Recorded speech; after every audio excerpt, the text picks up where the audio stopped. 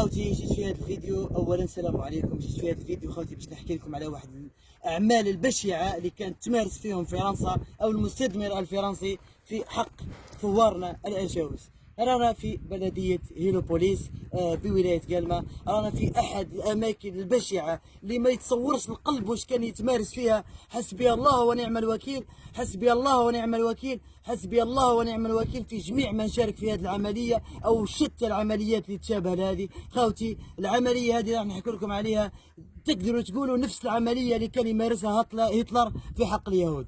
هذا المكان بالضبط اللي رانا فيه خوتي اسمه فرن الجير. وريهم يشوفوا فرن الجير في هذا المكان بالضبط يا خوتي، وين رحنا وصورنا لكم في كاف البومبا، وين كانوا يقتلوا المجاهدين تاعنا، يقتلوا فيهم بالرصاص في مكان كاف البومبا في احداث 8 ماي 1945 او مجازر 8 ماي 1945.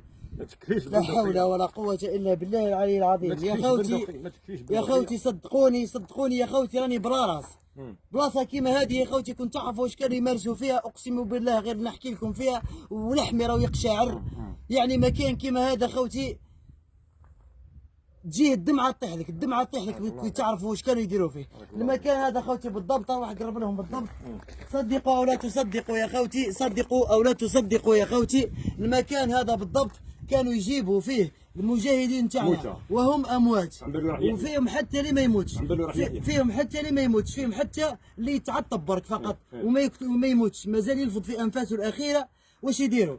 يجيبوا النار يشعلوها في هذه البلاصه هنا اللي راكم تشوفوا فيها، يشعلوها في هذه البلاصه اللي راكم تشوفوا فيها. هاي ليكم البلاصه هذه يشعلوا فيها النار، وبعد ما يشعلوا فيها النار حسبي الله ونعم الوكيل في كل فرنسي يشارك في هذه العمليه، وبعدها يرفدوهم هما هكاك اموات، وفيهم حتى اللي ما يموتوش.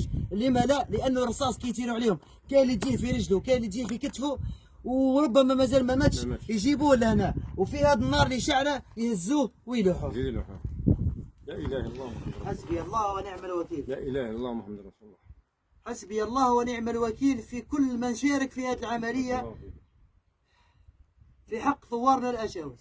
يعني مكان كما هذا خوتي كيفاش انسان حتى ولي مجرد ما عندوش الانسانيه وما يديرش عمل كما هذا. ربما العمل هذا داروا هتلر يعني فيما سبق في الحرب الحكايه تاع فرنسا لا سان هذاك البحر اللحوم في الحرب العالميه او لا ادري في وين هتلر كان يمارس في هذه العمليه. يعني نفس عمليه هتلر كانت تمارس في هذا المكان بالضبط، والمسمى بفرن الجير.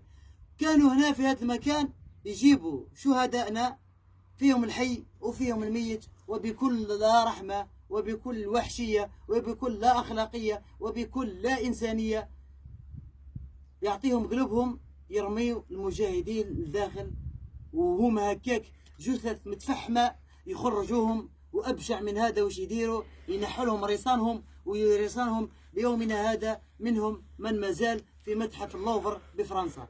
تخيلوا انتم خوتي يقتلوا المجاهد، فيهم اللي يموت وفيهم اللي ما يموتش. ربي. وهكاك يرموهم هنا في هذا المكان، وهما اشلاء محترقه ومتفحمه، يخرجوهم يقرطوا لهم رصانهم، الجثث نتاعهم يطيشوهم في الواد، يجوا الضباع يجوا الذئاب الكلاب الدار المتشرده تجي تنهش اجسامهم وهي متفحمه. ثم الراس يخلوه هكاك يولي جمجمه، من بعد يهزوه ويحطوه في متحف اللوفر بفرنسا.